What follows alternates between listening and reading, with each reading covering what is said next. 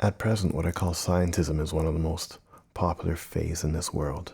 And people, I'm sure, would say that's blasphemy to even calling science faith. It is proof, it is evidence driven. And I agree to a certain point. The science should be brought to us by empirical evidence, things that can be duplicated. But scientism and the faith aspects of science is blended with the empirical evidence parts of science. For example, making arguments, a scientist would say something like, gravity's proven. I can take a bowling ball, put it down a trough, watch it accelerate at 3 times its speed within a certain given period of time till it goes to a certain speed that makes terminal velocity, and therefore gravity is proven, is measurable, and that makes sense. And the center of the Earth is made of molten metallic metal, and like a bar magnets, that way we have our north and south poles, even though there's no proof of a natural bar magnet anywhere in the world. And there are cells that replicate themselves in our bodies, and as they do that, we can go from a single-celled organism to have babies that gestate and grow. And in fact, that's proof that cells can were evolved from cells. And the Earth is hundreds of millions of years old, and is proven by modern measuring tactics, carbon dating, and sediment layers, and so on and so forth. And it all, when it comes together, makes for a great picture. But there are elements in that argument that some are faith-based and some can be proven.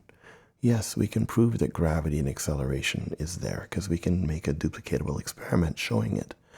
But we cannot prove that the Earth is 100 million or billion or trillion years old, and we cannot prove that we came from a single cell and we grew. That takes faith. I'm not saying it's wrong. No one can say it's wrong, because no one can say any faith in particular is wrong. It's all based upon our experience and our personal bias and what we want to find comfort with and what we've seen and felt and lived in our life. Yes, babies come from cell division. That can be measured. But no one has been to the center of the Earth. No one has drilled more than 2 kilometers deep. We don't even have technology that can even remotely get there. So we cannot assert the fact that the Earth is made of a core that is molten and spinning. And we can say we theorize that. And I greatly respect when scientists say, this is theory, this is fact. Case in point, ask any 4-year-old child 2 questions. What makes things fall to the ground? And how old are dinosaurs? And they'll say 2 things. 1, gravity. Gravity makes things fall to the ground. I throw it up in the air, it falls down because it's gravity. It's obvious, it's measurable. That's why I get hit on the head when I'm playing football or baseball, and I got to look out for balls. And how old are dinosaurs? Easily 100 million years old. They died in their extent 100 million years old. They would have been nice pets at the time, maybe if we didn't get eaten. And I'm fascinated by them, but they died 100 million years old, 100 million years ago. And they're both empirical facts to that 4-year-old. But really, can we measure the age of a dinosaur? Other than, yes, we have radiocarbon dating, but radiocarbon dating is flawed, assuming that carbon decay has been the same through all of history, for example. Or I can take a clam out of the ocean, radiocarbon dating, and show that clam is 100 million years old. So how can we 100% rely on this? Oh, no. Radiocarbon dating is only for the things that are really old, because it doesn't work on anything at present that we measure. Okay, so now that's faith. All right, we're going to then believe that. Okay, but let's cross-reference this then. So since we can't fully rely on radiocarbon dating because there are assumptions here. We walk into a room and the candle's burning and it's burning at a certain rate, but we assume that candle must be 50 miles high because of this burn rate, assuming the burn rate was always the same, that kind of thing. So let's take a look at other things then. Let's take a look at the sediment layers. Okay, so we're not picking on radiocarbon dating. We're going to look at sediment layers and say, okay, the lower the layer, the older it is, the higher the layer, the younger it is. It's obvious. Look at the Earth. It's all layers upon layers upon layers. It's been around for hundreds of millions of years and billions of years and so on and so forth. And therefore, it is proof that the Earth is this old. Okay, well, how do you know that the fossils in that lower level are older than the fossils at the top? Well, radiocarbon dating. Wait a second. But we're using radiocarbon dating, which we're trying to prove by this other means.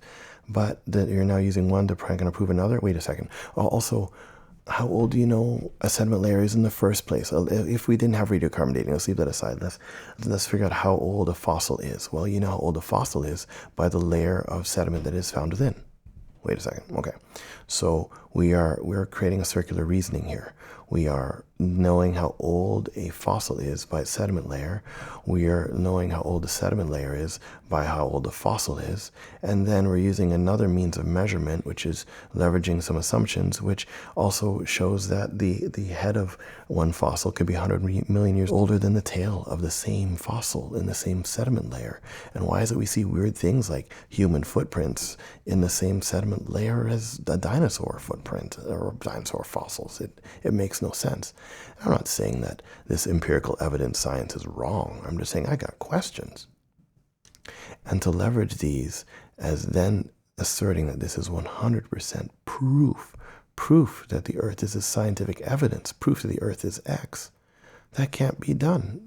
Evolution, for example, can't be proven unless a scientist lives to 100 million years old or 100 billion years old, and we watch the cells change, or we actually see at minimum some cellular division or mutation that actually works for the betterment of the animal and not for the damage of. There's never been macroevolution to then make a betterment of any species. At least that's what science is now finally saying. But unfortunately, no one's going to live to 100 million years old, so therefore, all of that has to be taken on faith.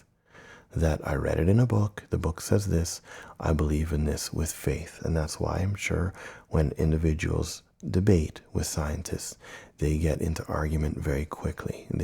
They move from evidence-driven conclusions to then other things like defamation of character and other debating arguments, red herring things, and things that really have no ground to stand on. It's like, well, for example, you're just like, oh, I bet you believe that the Earth is only 5,000 years old, and that's obviously wrong. So if the Earth is not 100 million years old, then you must be wrong. You know, if you're going to make an argument, make that argument stand on your own two ground. Try not to defame. You're probably just like those insane tinfoil hat people, those insane Christians, those insane whatever. And that doesn't win an argument. That's just justifying the blind faith that a person has. So watch for that when individuals debate. And watch where that line is crossed between science, empirically evidence-driven, and faith-based.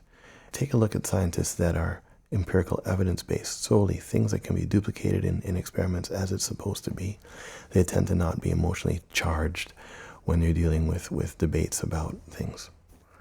But it doesn't matter where you are. As soon as the core of your understanding of anything is shaken or challenged, we tend to want to get emotional. So be careful of that.